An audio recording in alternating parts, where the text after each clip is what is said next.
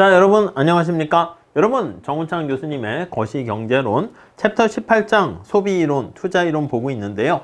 지난 시간에 소비이론 이렇게 봤으면 이번 시간에 투자이론 한번 살펴보도록 하겠습니다. 531페이지요. 자, 우선 첫 번째 줄에 보시면 우리 앞에서 투자에 대한 몇 가지 얘기들은 좀 살펴봤습니다. 신고전학파 투자이론 해서 자본의 사용자 비용 우리가 봤었죠. 거기에는 뭐가 포함됐습니까? 유적 코스트라고 했는데 여기에는 기본적으로 두 번째 줄에 보시면 이자율이 들어가 있고요. 또 기업 투자의 장래 수익성에 대한 주식시장의 참가자들의 예측 및 기대, 그런 것들도 있을 거예요. 그래서 이거를 좀 확장을 시키려고 합니다. 그래서 지금 여기 나와 있는 것으로 먼저 살펴볼 거는 토빈의 Q이론, 요거를 좀 살펴보려고 합니다. 그래서 이 Q라는 게 도대체 뭐야? 그걸 좀 살펴볼 거고, 그 다음 이제 불확실성이 투자에 미치는 영향 살펴볼 거거든요. 우리가 지난 시간에 본 것도 불확실성이 소비에 미치는 영향을 살펴봤잖아요. 여기도 마찬가지입니다. 그래서 투자 옵션 모형과 프로덕션 스무팅, 그리고 재고 소진 깊이, 에코 모형들에 대해서 살펴보고, 그 다음 이제 마지막으로 주택도 투자입니다. 그래서 주택 투자 이렇게 얘기하죠. 그래서 내구재 소비에 해당하는 건데 주택 투자에 대해서 살펴보도록 하겠습니다. 자, 우선 첫 번째 토빈의 Q 이론 보면은 전통적인 투자 이론에서는 제일 중요한 게 뭡니까 하면 이자율입니다. 근데 이자율에 모든 걸 다 담을 수는 없잖아. 반영되긴 하지만. 그래서 이자율에 담겨져 있지 않은 투자 유인에 관련된 포괄적인 다양한 정보들을 우리가 더 살펴보게 될 겁니다. 예를 들어 기업의 장래 수익성에 대한 예측 이런 것들을 집어넣어서요. 투자가 결정된다라는 게 토빈의 Q 이론입니다. 자, 토빈의 Q 이론은 기업의 어떤 시장 가치와 공장이 꽝 하고 삼성전자의 공장이 박살났어. 그걸 실물 자본을 대체하는 비용의 비율을 나타냅니다. 자, 그래서 다음 페이지에 이렇게 식으로 표현을 해보면 대체 비용, 코스트야. 오케이.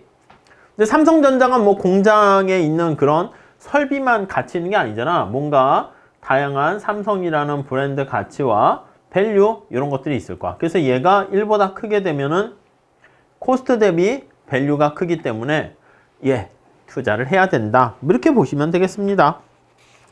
오케이. 이 정도 봐주시면 되겠고요.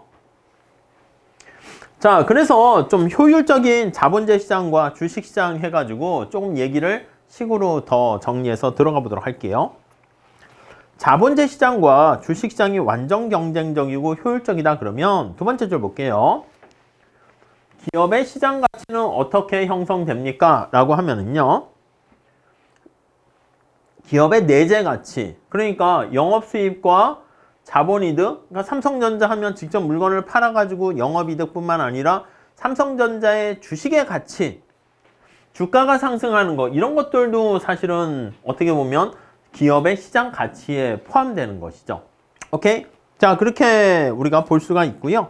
자, 그래서 거기 보시면 초기 자본 스톡에 더해진 투자로 인한 미래의 영업이익은, 미래가 우리가 이기 수입이라 할게요. 우리 책에서는 프라임을 붙여서 미래로 했는데 지금 상황에서는 하첨자 이자 쓰면 이게 미래라고 보시면 되겠습니다. 자, 거기식 맨 마지막 줄에 나와 있는 것처럼 이기에 벌어들이게 되는 수입에서 이기에 우리가 지출한 비용, 노동에 투입한 비용을 뺀 게 이기의 영업이익이다 라고 보시면 되겠습니다. 자, 여기 보시면 요 Y2라는 이기에 벌어들이게 된 이득은 이거 어떻게 됩니까 하면 요거 이기의 생산량이잖아. 이기의 요거 생산 함수에다가 이렇게 이기의 노동과 이기의 자본 투자된 거 1기에서 감가상각 빼고 투자를 집어넣은 거 이해 가십니까? 요거 여기에 나와 있는 요식 있잖아. 요식 여기까지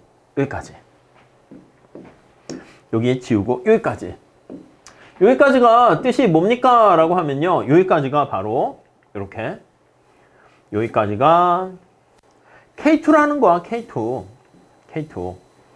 이해 가시죠? 그러니까 2기의 노동에 대한 거와 2기, 그러니까 2기의 생산함수야. K2. 근데 K2를 1기에 추가적으로 자본재 증가한 거랑 1기에 감가상각되고 남은 K1 이렇게 돼 있죠. 자본이득은 뭐냐면 이제 아니 2기에 자본량이 남았어. 더 이상 사업을 안 해. 내다 팔 수 있겠지. 그래서 청산가치로 표현을 했습니다. 공장을 1기, 2기, 2기만 사업을 해. 그래서 1기에 사업해서 얻게 되는 거 영업이익. 2기까지 했습니다. 2기의 영업이익. 거기다가 이제 나 사업 이제 접으려고 해. 그럼 지금 가지고 있었던 이런 공장이나 등등등 이거 주식이나 이거 다 내다 팔 수 있습니다. 청산했을 때 얻게 되는 가치. 그게 2기의 자본이득인데 요거 K2에서 감가상각된 만큼 요거를 우리가 청산가치라고 볼 수가 있습니다. 이해 가시죠? 왜냐면 이제 노동은 채용 안 하면 되는 거니까. 그래서 요거 남은 자본을 공장 설비를 내다 판다. 이렇게 보시면 되겠습니다. 자, 그 식을 찬찬히 따라가 보시면 되겠고요. 자, 532페이지 가보시면 자, 그래서 주어진 초기 자본 K1에 대해서 책에선 K에 대해서 투자에 따른 실물 자본의 대체 비용 그게 K2 이렇게 되는 것이고 그에 따른 밸류 어떻게 됩니까? 라고 하면요. 앞에 나와 있는 이거야.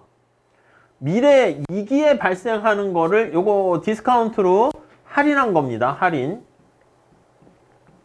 할인하게 되는 것이죠. 그래서 할인해서 이렇게 표현한 거 이게 토빈의 Q 이렇게 보시면 되겠습니다.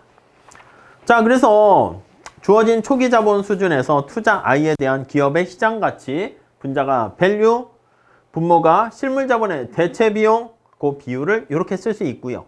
천천히 한번 살펴보세요. 몇 번 해가지고 그냥 암기하셔도 됩니다. 우리가 알고 있는 생산함수에서 그대로 얘기하는 거니까. 자, 자본시장과 주식시장이 완전 경쟁적이고 효율적이다라고 하면 당연히 요 토빈의 Q는 어떻게 됩니까? 1 이렇게 될 거야. 왜요? 아니 1보다 크게 되면은 새로운 사람들이 차익 거래를 통해서 들어오게 될 것이고 1보다 작으면 사업을 접고 나가버리겠지. 그렇기 때문에 초과 이윤이 제로인, 그러니까 쉽게 얘기해서 여기 나와 있는 것처럼 기업의 시장 가치와 실물 자본 대체 비용이 같을 때 그때가 완전 경쟁적이고 효율적일 땐 이렇게 된다라는 것을 우리가 알 수가 있겠습니다. 오케이, 그 정도 보시죠. 차익거래 아비트리지가 발생하지 않는 상황입니다. 자, 그래서 얘가 차익거래와 토빈의 Q인데 Q가 1보다 작을 때, 1보다 클 때 차익거래 이익을 통해 가지고 여기 나와 있는 것처럼 이렇게 1에 수렴하게 된다라는 것을 알 수가 있습니다. 차익거래 이익을 노리는 다수의 투자자들은 이게 1보다 작다라고 하면요. 돈을 빌려가지고 자금을 조달해. 그래서 주식을 매입한 다음에 기업이 가지고 있는 실물자본을 매각해버리는 거야. 지금 실물자본이 밑에 분모에 있는 거 아니야?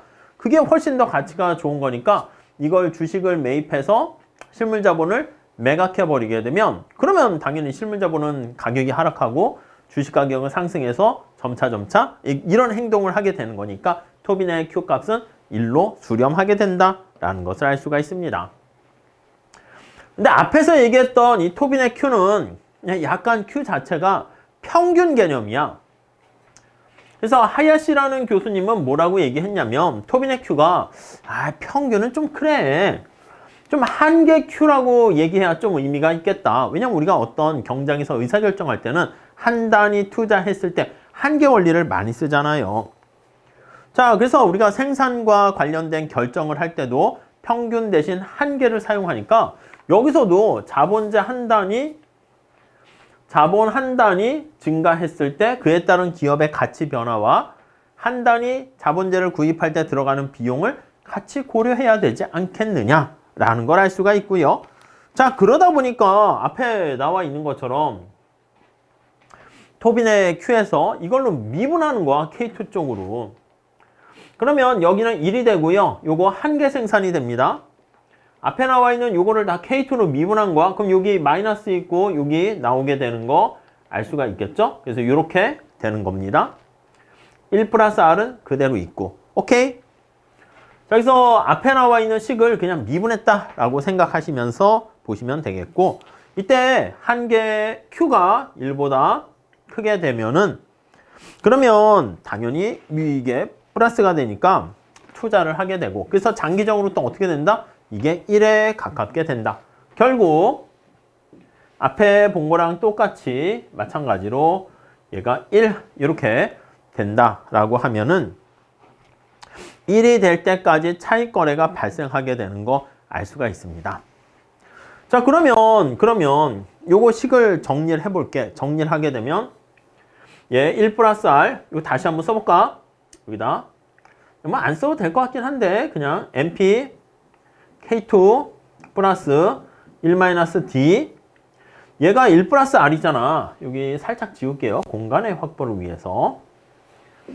아니, 이렇게 합시다.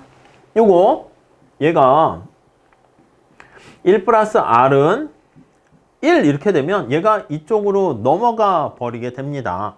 자, 그러면 우리가 얘기하는 거기식 나와 있는 것처럼 MPK2 마이너스 감가상각률은 R 이렇게 되겠네.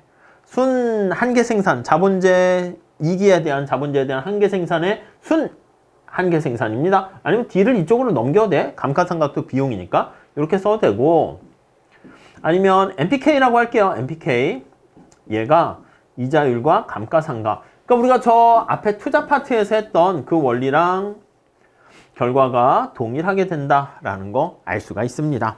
오케이, 그 정도 보시고요. 자, 근데 여기서 자본의 조정 비용을 하나 더 집어넣을게요. 새로운 기계를 구입하거나 설치하거나 이걸 다시 폐기 처분하거나 매각하거나, 그래서 구입하거나 매각하거나 이랬을 때 비용이 발생한단 말입니다. 그래서 여기 뭐 K자, 스몰 소문자 K 같이 이렇게 썼어요. 뭐 K는 아니지만.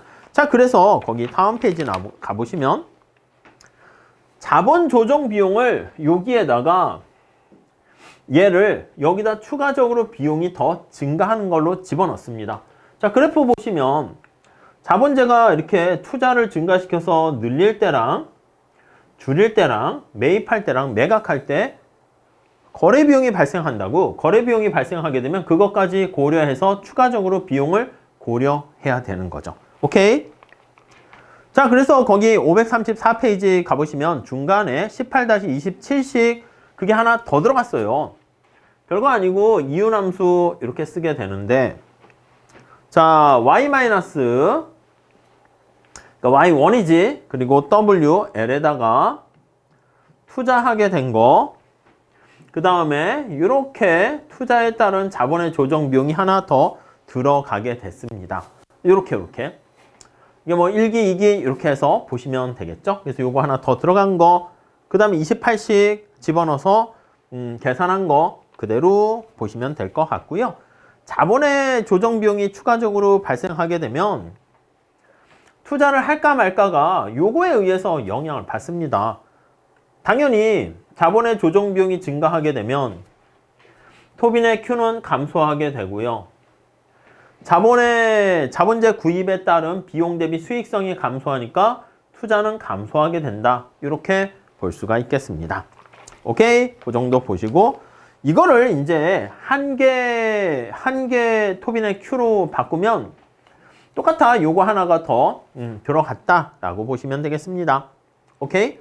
자, 그래서 한계 자본 조정 비용이 증가하게 되면 역시 마찬가지야. 한계 Q가 감소하게 되고 투자도 감소하게 됩니다. 오케이? 자, 그래서 토빈의 Q값 평균을 해도 되고 한계를 해도 되지만 한계가 조금 더 의미는 있습니다. Q값이 상승할수록 자본재에 대한 수익성이 구입 비용과 조정 비용보다 커지니까 투자 유인은 증가하게 된다라는 거. 그게 결론이다. 그래서 투자 함수가 토빈의 Q에 대해서 이렇게 플러스다라는 거. 뭐 그 정도 정리하시면 되겠습니다. 자, 535페이지 거기 18-3식이 있고요. 토빈의 Q 이론이 이렇게 주식시장에서 평가된 많은 여러 가지 기업에 대한 정보까지 반영할 수 있기 때문에 나름대로 그냥 이전에 신고전학파 투자 이론보다는 뭐 더 각광을 받게 됩니다. 근데 토빈의 Q 이론에서도 약간 문제가 있을 수 있습니다. 첫 번째는 뭔가라고 보면, 첫째, 자, 토빈의 Q, 요게 주가가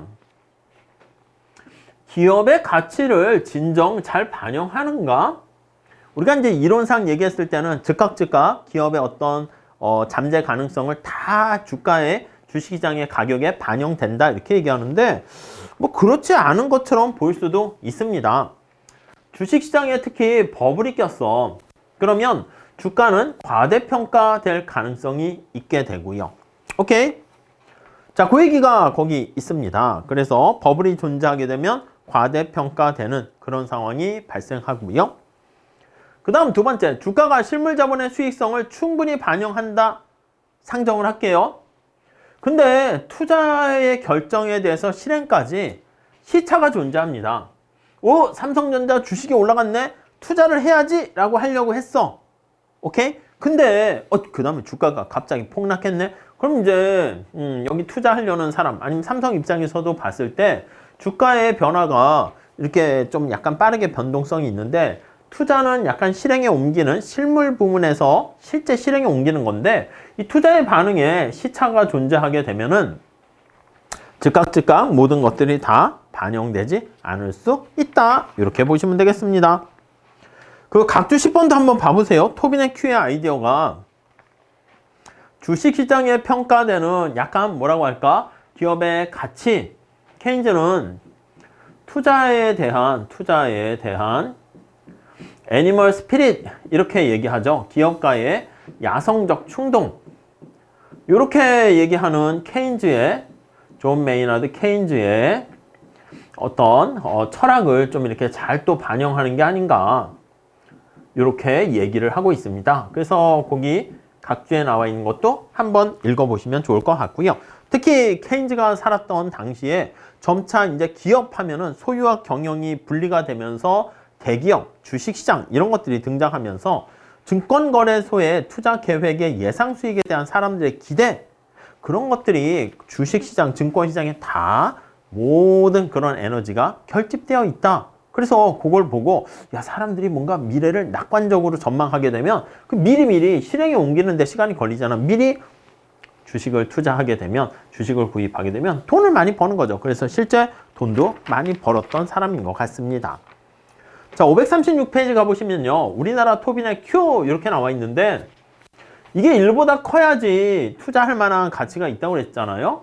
우리나라 2000년부터 2005년 봤더니 대기업 같은 경우는 약간 강한 투자 유인을 가지고 있고요.